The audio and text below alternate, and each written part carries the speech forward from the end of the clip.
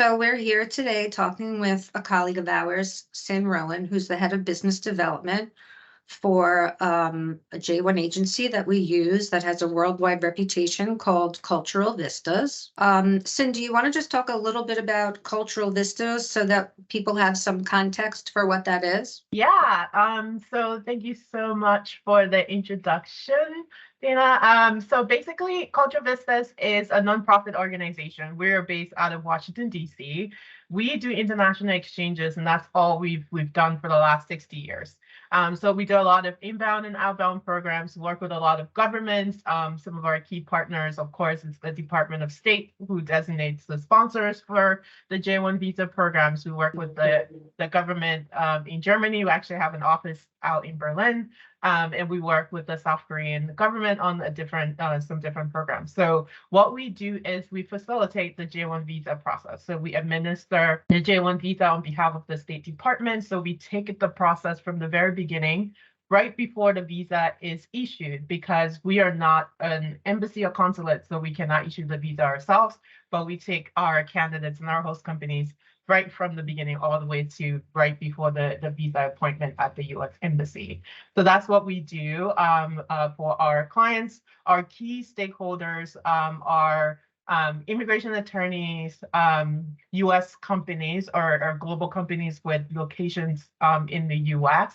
Our participants tend to be either university students from abroad, some university students here, if they're graduating and moving on to the research scholar visa, or just regular global employees or global talent that companies are bringing into the US for different purposes, including internships, training programs, and research and development projects. So just for context, I'm going to expand on what Cyn said and just describe the J-1 visa in a little bit greater detail so that people have context. A J-1 visa is a non-immigrant visa that is generally referred to as the International Cultural Exchange Visa.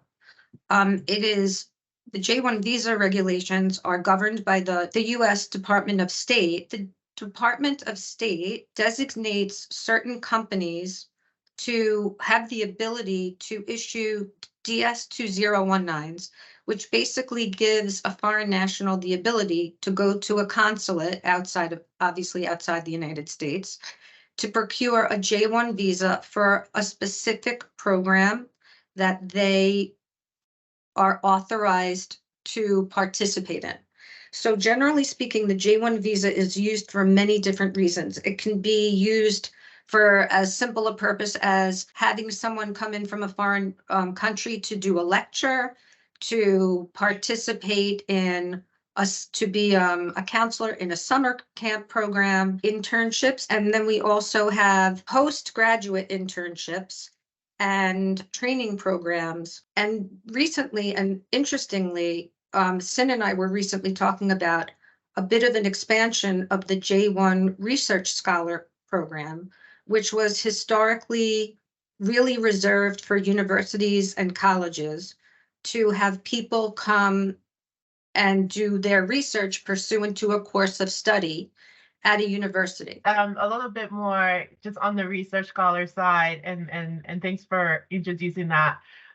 Yeah, it definitely was more prevalent with universities, especially research universities across the US.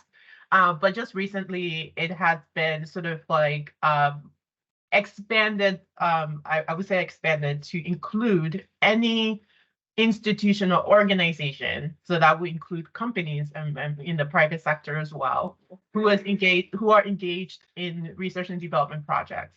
So if you're doing any sort of research and development, you can now bring in a researcher on the research scholar visa, which allows that person to be here in the US for up to 5 years. So when you say research to come into the United States and perform research and development, can a foreign national, does it have to be one project? Can it be more than one project? It can be multiple projects. So basically the visa is around the time frame, not necessarily the project. So as long as the underlying project or the underlying outcome of the project is the, generating a new product, generating a new service, enhancing a product that exists, enhancing the service that exists, a research scholar can come to the US to work on multiple projects at the company. So as long as it's a research and development focused work, they can come into the US on that J-1 visa. There are some companies that this would be easy to do for, right? So Yeah. let's say you're IBM, and IBM has offices obviously all over the world, and they do obviously a lot of research and development in various things. So if we have someone working overseas for IBM, and IBM has a research project for them to participate in the United States, that would be a good candidate for the program. Yeah, so let's say, using that scenario, there is a researcher who has a minimum of a bachelor's degree and has the expertise to do this particular research.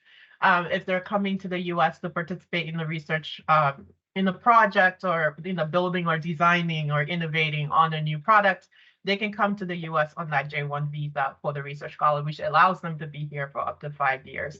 Same thing. So like some of the categories of eligible candidates are people who are already here on the research scholar. So let's say a university has a research fellow who is already here doing a 2-year program.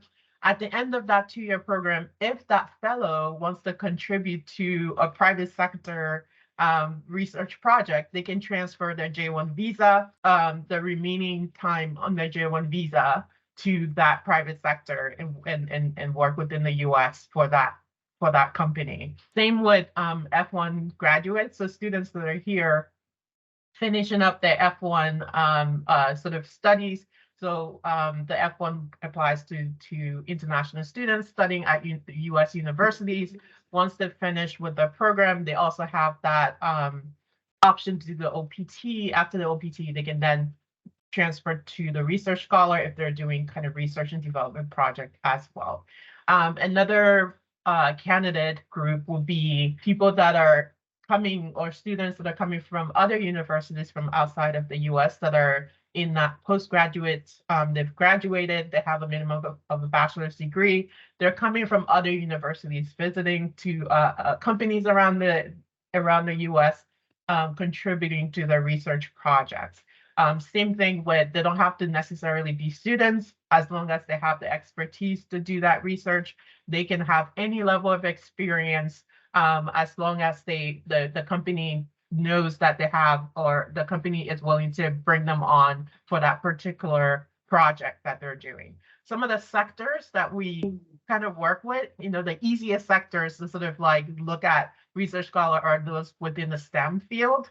So those that are doing, AI research, sort of emerging technology research, anything around that. So, but there's also some programs that might not necessarily lend themselves to obviously research. So like, think about like social science programs that are research focused, all of that stuff, they could be considered for the research scholar J-1 visa as well. Like, let's say I have a master's degree in economics, and I want to do research, not specifically on what I might have done my master's thesis on, but I've been offered the opportunity at a US startup to do research on, I don't know, the economic impact of global warming on the southern states of the United States.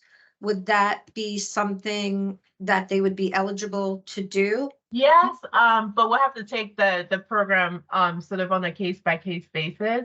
So the one thing that sort of like when we're talking about research scholar, we're talking mostly about applied research. So so basically the research has to have like an outcome where new knowledge is being produced, or a new product is being produced. So new knowledge, new service, new product is being produced during this process. So let's say somebody comes in, they do have the foundational economic background to do research within that space. So they have the relevant if their degree is relevant to the research and their background.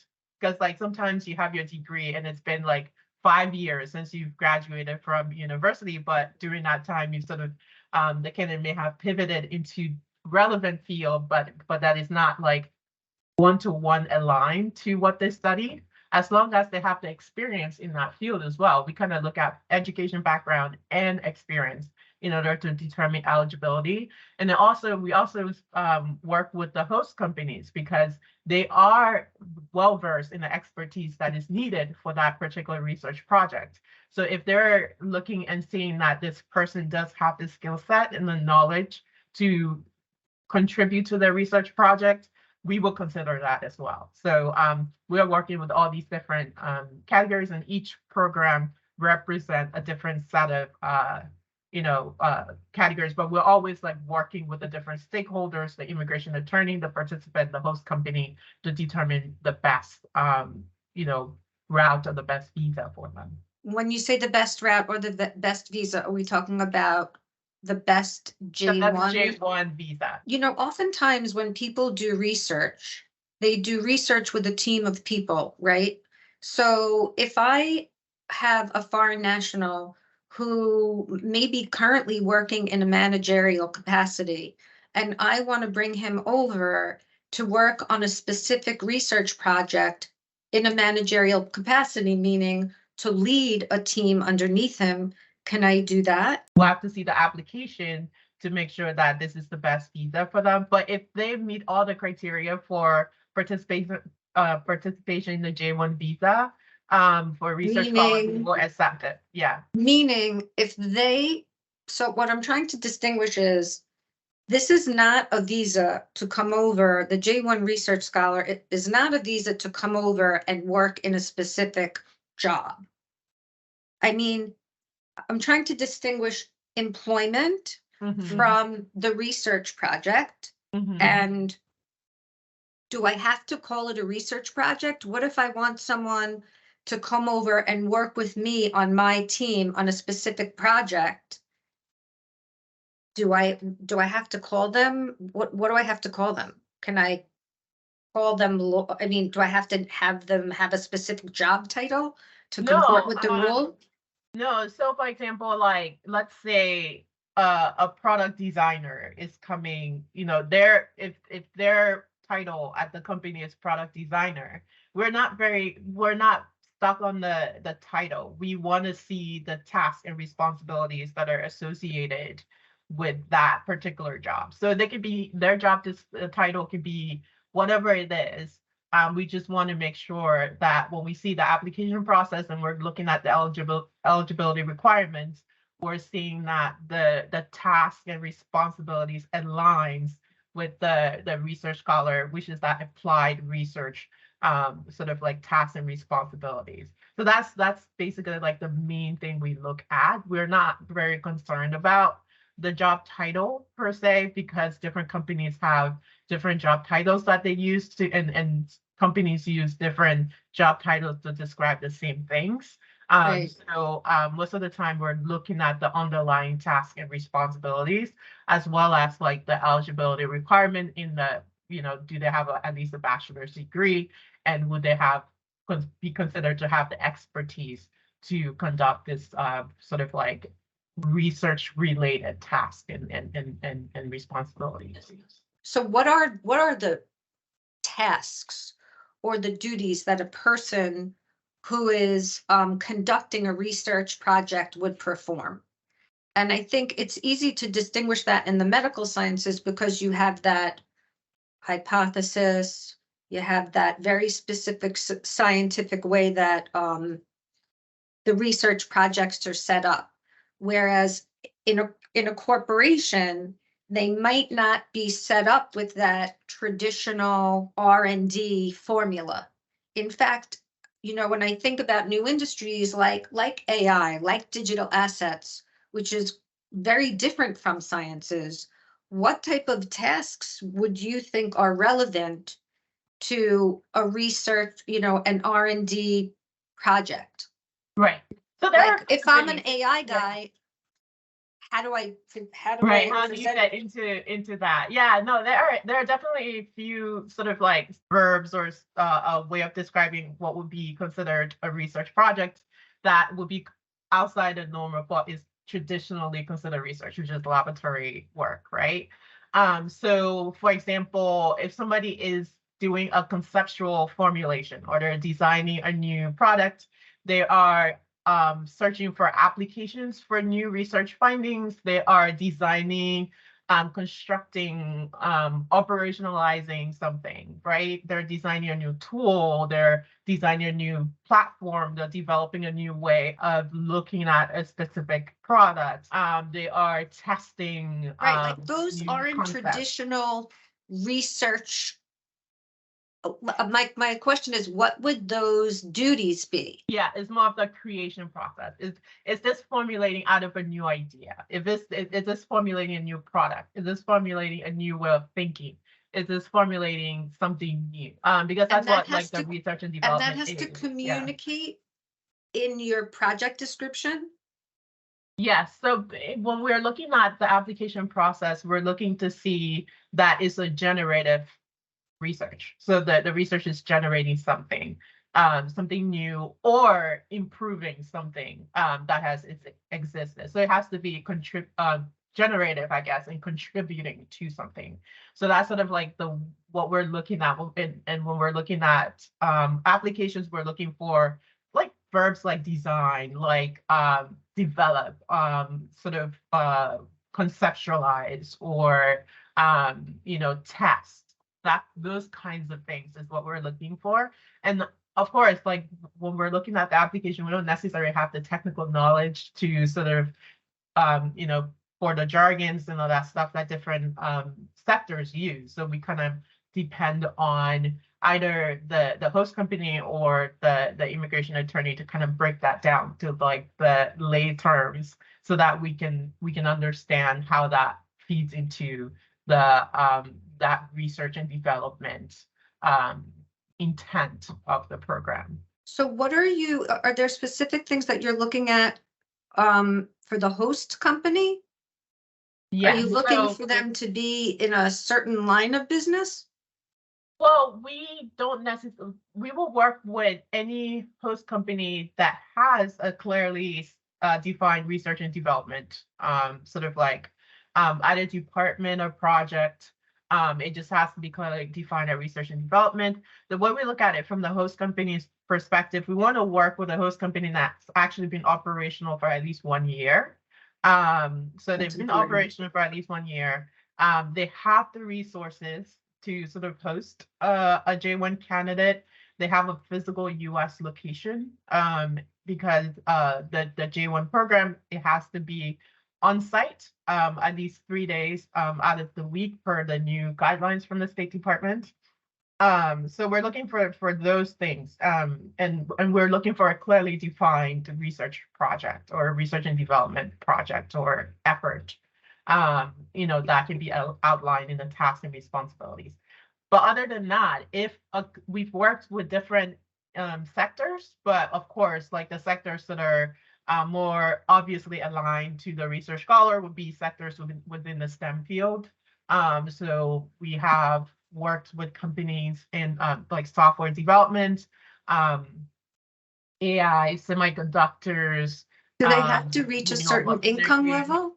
You said that No, you, we would accept because we work with a lot of startups as well, and that's where a lot of the research tends to happen within startups. So right, that's, we are looking for, if we're saying that we're only going to work with these like companies that have this certain amount of like revenue, that will kind of cut out a lot of like the startup companies. So for startup companies, what we ask for is just for them to give us some information about how they're funding this person. So we ask for, let's say, like a financial statement, or they are some sort of like letter that shows like, oh, we just received this grant that is going to fund this particular research project. So we work with every size company. So from startup up to the Fortune 100 companies. The goal and it sort of aligns with like what the the Biden administration is trying to do is to push these emerging technology. So AI, semiconductors, renewable energy. But we also work with those like traditional STEM fields as well, like software development, engineering, fintech, like anything that is sort of research. And I think like a lot of companies could be, developing products. So if you're developing products and that development involves research, you can participate in the research scholar program. I think for us, what we need from the host company when we're sort of doing the vetting process, one thing we would need, and we work with a lot of like immigration attorneys, especially with the research scholar designation. A lot of our work is with immigration attorneys, not necessarily directly with the companies. So we usually just want to know the name of the company and want to have at least the website so we can have a look around and see that, what they're doing and sort of what sector they're in. And then we ask for a little bit of the description of the project or the task, some of the tasks and responsibilities that the candidate will be performing for that company. So those are the three key things we want to know just off the bat. And then once we've had that information, we're able to then go back and then ask for that application. If it's not a company that we've worked with before, we will then want to know the basic information about the company, like how many employees, revenue levels, and EIN number and that kind of stuff.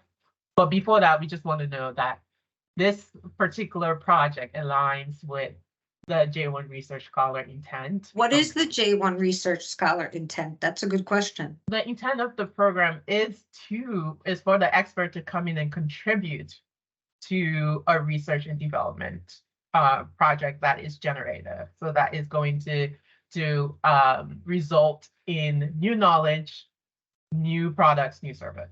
So that's pretty much the intent of the J-1 Research Scholar program. They're coming to do research, they're coming to observe, they're coming to consult, those kind of things. That is contributing to sort of like new knowledge in their field, discoveries, new product, new service. So I'm giving you the hard questions because the scientists are easy, right? Right. But it's the business people that aren't so easy to distinguish. Right. So let's just say in the domain of business, Mhm. everything now is, I'm sure you're aware of this, marketing analytics, data scientists, BI developers, Mhm.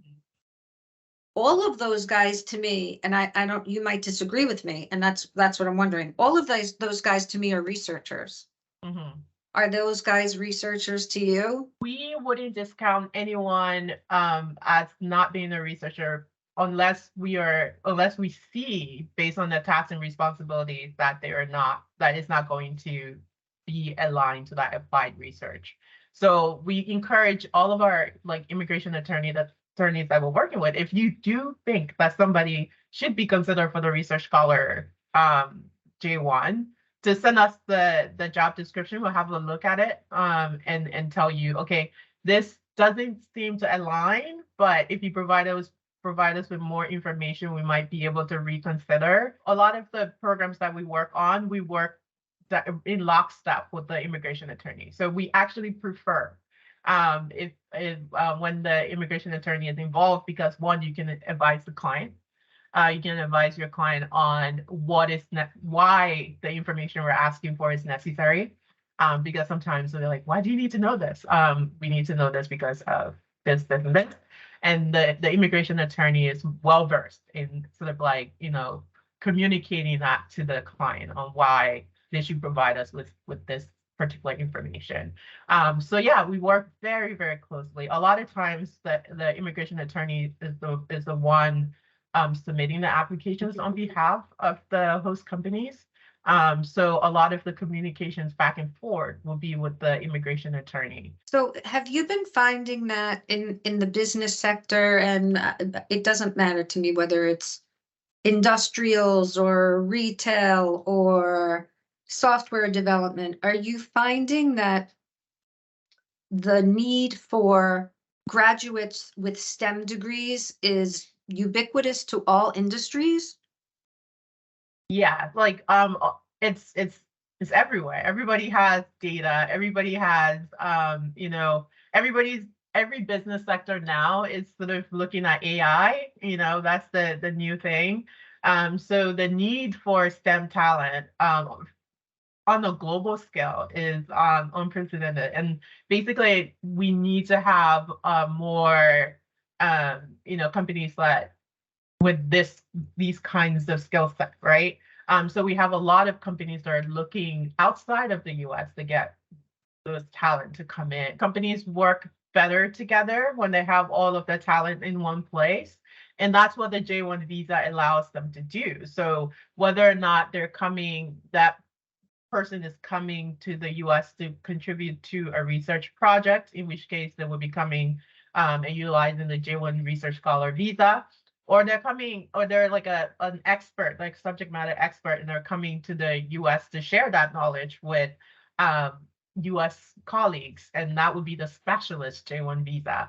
Or they're coming to the US to learn about, for a very short time to gain knowledge about something, some new information that the company here, the US based location, is working on, in which case they will come in on the trainee J-1 visa to kind of get that information. If they're a college student coming for an early career program or rotation, they can come on the J-1 intern. If they're coming for a short term, like a short research project that is less than 6 months, that's what the short-term scholar visa is for. So for any scenario that involves career enhancements, training, internship opportunities, and research, the J-1 visa has an answer for companies. So I think a lot of times, like chances are whatever sort of need they have to have people come into the US or talent coming into the US to be physically here to contribute to the company, there's a J-1 visa that can kind of help them out. You made me think of a company that I represent, it's a rocket science company, and they literally do research on satellites, jet propulsion systems. I was asked to bring in a subject matter expert from Asia, and this would have been the perfect thing, because really he didn't want to be here for more than a year. And because although they would have loved him to be here forever, he worked for the space agency in his country. He was willing to come for a year to do this as a subject matter expert. I ended up I didn't know about this, so I did an O1 for him. Of course, he qualified for the O1, but it was a lot of work. It was a lot of work for a 1-year O1 that I'm hoping that I should have maybe brought it to you, which would have been less expensive. Yeah. And would it have been quicker? If I told you I needed a rocket scientist here to go to an office in California to work at a US company to work with the other rocket scientists on jet propulsion or whatever they were doing, how long would that take you guys to do? So the J-1 process, the standard process, is 6 to 8 weeks from the beginning to the end. So, but that doesn't take into account how long it's gonna. It doesn't take into account the embassy portion of it. So, if the waiting period for the visa appointment. But from our processing standpoint, the process is 6 to 8 weeks from start to finish. You can make it faster, with expedited processing. Expedited processing,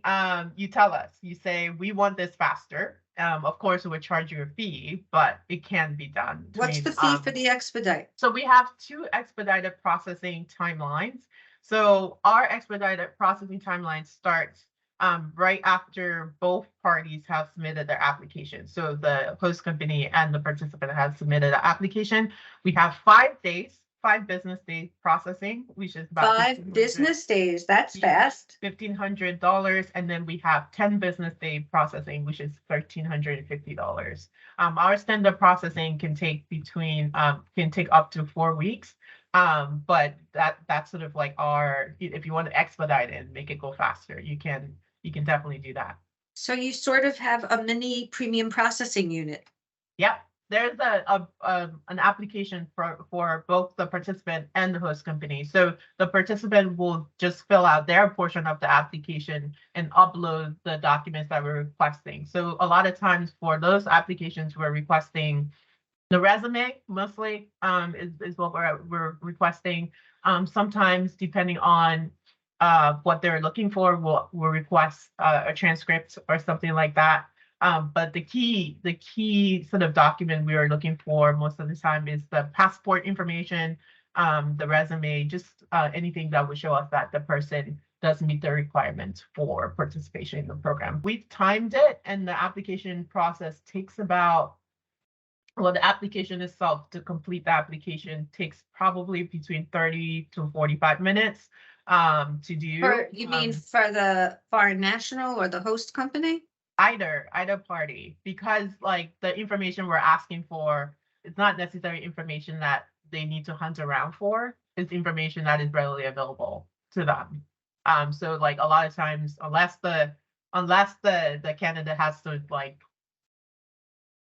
write their resume from scratch, like while they're applying, usually they already have that information. Especially the researchers.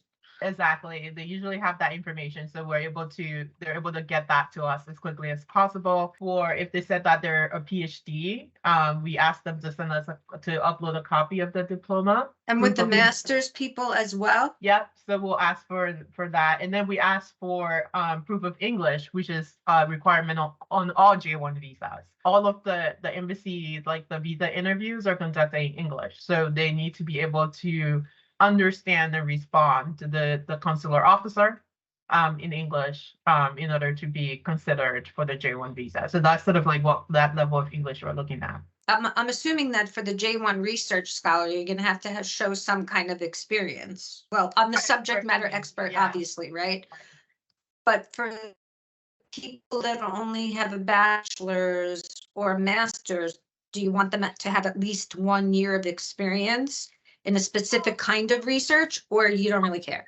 Not necessarily, because it depends on the industry, right? So for certain industries, for you to become a subject matter expert, you need several years of experience. Whereas for others, for AI, like you don't necessarily need to be in AI for years and years and years to be considered an expert in AI. So the way we look at it is we depend on the information that we get from the host company, as well as the information we get from the participant to determine expertise level.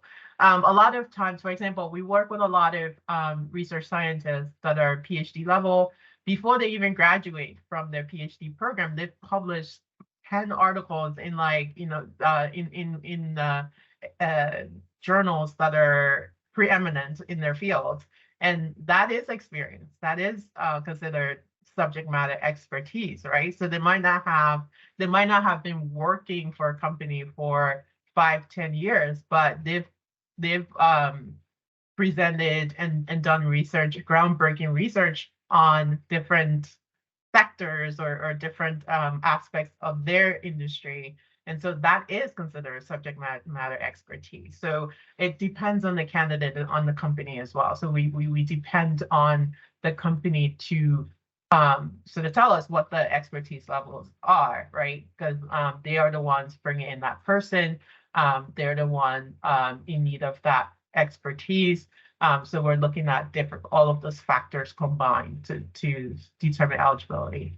That's really, really important. This has been super, super helpful. I appreciate all of your time today. Thank you so much. This is awesome. We love talking to immigration attorneys because you guys are on the cutting edge of, all of the visa process that, welcome new foreign exchange visitors or, global talent to the US. So we know that, by talking to you guys and understanding how we can help you, it helps us as well.